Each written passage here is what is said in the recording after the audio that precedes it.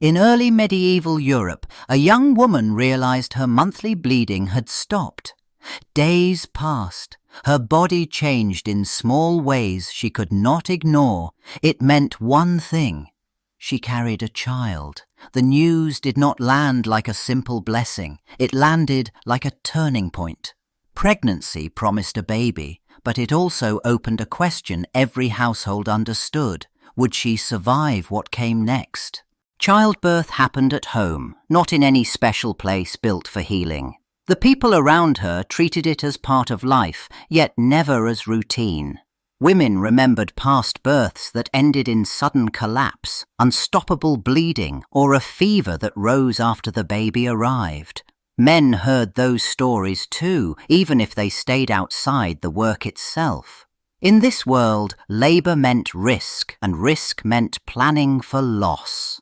As her pregnancy settled into fact, the household began measuring time differently. Each week carried two futures at once: a living mother with a child or an empty bed and a funeral. There were no tests to reassure them, no trained doctors waiting nearby for most families, and no guarantee that experience would repeat safely. They expected pain, they hoped for life, they never assumed it. As the months passed, the household treated the pregnancy like a rising test. Food and rest mattered, but protection meant more than the body. The community reached for religion because it offered a kind of control. Prayers were said for a safe carrying and an easy birth. Certain saints were asked to watch over the mother and the child. Faith did not replace fear, it organized it. That faith became practical. People sought relics, tiny fragments linked to holy lives, because they were believed to carry power into ordinary suffering. A charm might be tied to clothing or kept close to the skin, not as decoration, but as defense. Blessings were repeated until they felt like a shield. Each act promised that help might arrive from beyond the household, even if medicine could not. With every week, the spiritual preparation tightened around the pregnancy. The mother's behavior, the family's choices, even the timing of rituals were treated as part of survival. If danger came later, people expected that heaven had to be addressed before any earthly step. That expectation shaped what felt acceptable in a crisis and what felt forbidden. Religion became the frame for all decisions that followed. The family did not send for a learned physician. Instead, they turned to the local midwife. She entered as more than a helper. She carried authority. People trusted what she had seen with her own hands, birth after birth, mistake after mistake, lesson after lesson. Her training came from experience and older women, not schools. In most homes, she decided what was normal, what was risky, and what came next. She asked questions that sounded simple, but mattered. How far along was the pregnancy? What pains came and went? Whether there had been bleeding, fainting, or swelling. From these details, she judged the path ahead. She also managed expectations, because she knew how quickly hope could turn. Her role reached beyond medicine. She advised on behavior, watched for signs of trouble, and acted as the family's link to practical care. Around her, a women's network formed. Neighbors, female kin, and trusted friends prepared to support the mother when the time came. They shared remedies, remembered what worked before, and stayed close enough to be summoned fast. This group replaced formal doctors for most births, not out of preference, but because doctors rarely attended ordinary deliveries and often arrived too late. The midwife became the center of that system, organized, respected, and quietly burdened. As the due time approached, the household shifted from waiting to building a plan. A space got cleared for the birth, not for comfort, but for control. Furniture got moved so helpers could reach the mother quickly. A birthing stool was set out because upright labor was believed to speed delivery. Clean linens were stacked high, ready for blood, sweat, and sudden mess. Nothing was left to chance, because there was no safe hospital to call. Warm water was prepared again and again, used to wash hands, cloths, and the mother, and also to keep the body from chilling. Oils were kept close to soften skin and ease rubbing during long hours. Knives and thread were readied for cutting and tying because the cord still had to be managed fast. Underneath the practical setup sat the medical logic of the time. Health was explained through humours, and birth was treated like a dangerous shift in balance. Heat mattered because warmth was thought to relax the body and help it open. Herbs and spices were chosen to stir strength, calm pain, or push contractions. Every tool carried a promise. If the body opened, the family survived. Labour began with waves that rose, broke, and returned, each one asking more from the body. The midwife tracked what mattered in her world, the rhythm of the pains, the woman's breathing, and whether strength stayed or slipped away. She aimed to steady the process, not stop it. She used touch, reassurance, and simple remedies to blunt pain and keep fatigue from becoming the first danger. Hours stretched. Position became a tool, not a comfort. The woman changed from standing to crouching to the birthing stool, then back again, because movement sometimes helped the child descend. Warm oils eased tight muscles. Herbs and drinks were offered when pain overwhelmed, though they also risked dulling awareness and slowing progress. Every choice balanced relief against control. A small improvement could mean hope, a stall could mean trouble. The turning point arrived quietly, not with a clear sign. Without reliable diagnostics, the midwife judged with her hands and her experience.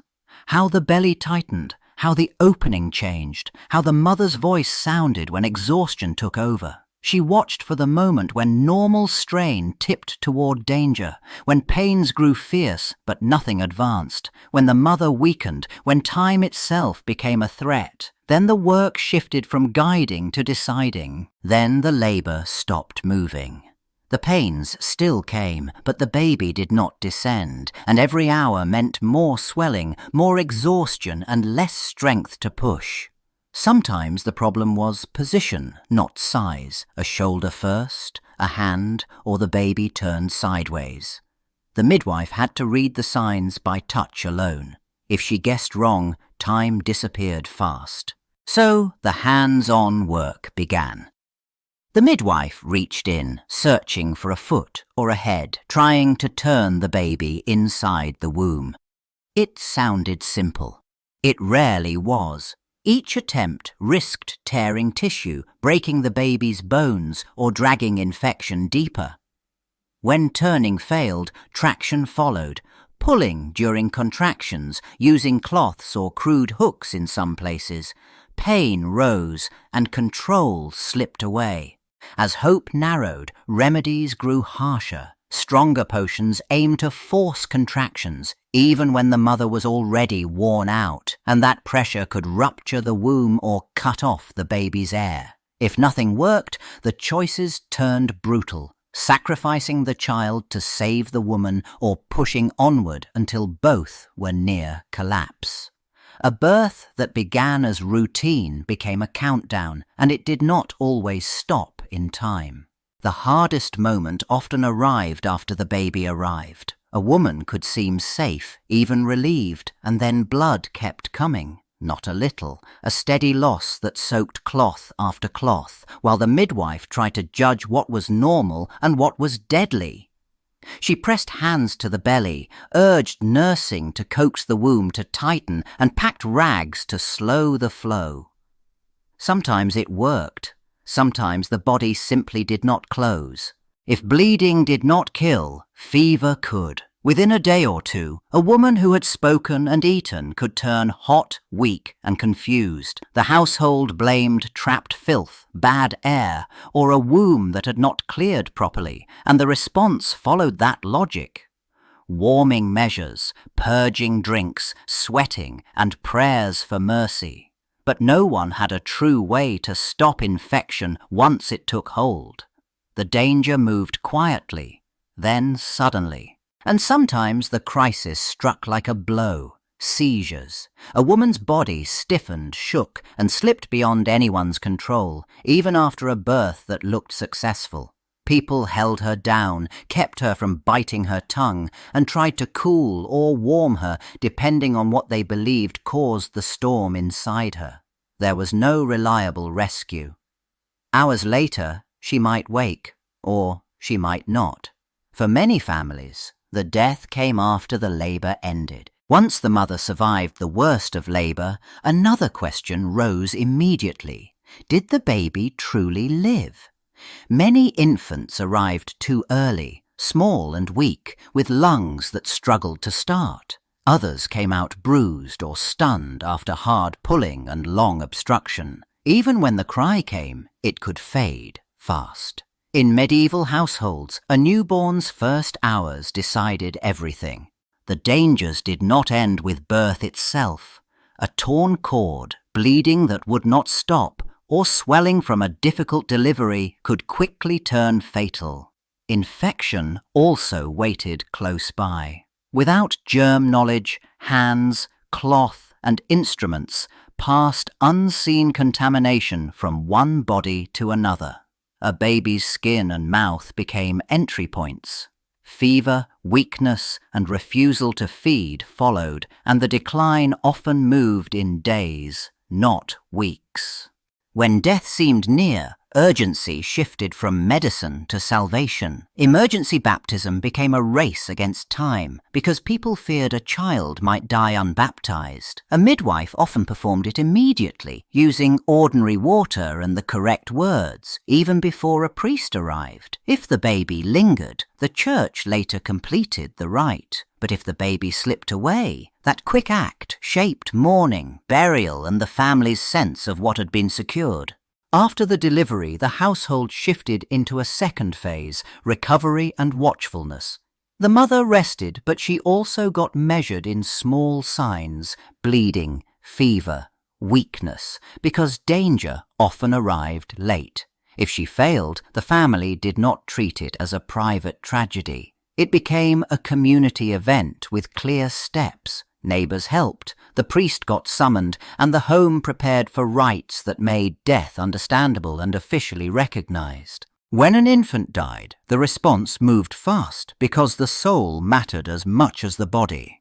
If baptism had already happened, the church could record the child and mark a place in sacred memory. If it had not, families faced painful uncertainty, and they pushed for whatever the church allowed in those last moments. Naming carried weight here. A named child existed in the record, in prayer, and in family counting. An unnamed death slipped more easily into silence. Death also triggered legal and social consequences that people could not ignore.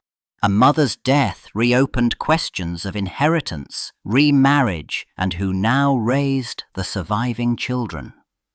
A baby's death altered claims to property and lineage before memories even settled.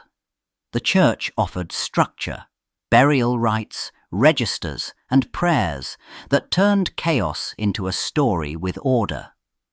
Families remembered through anniversaries, masses, and repeated names, carrying the loss forward without letting it dissolve. The difference between then and now came down to one word: control.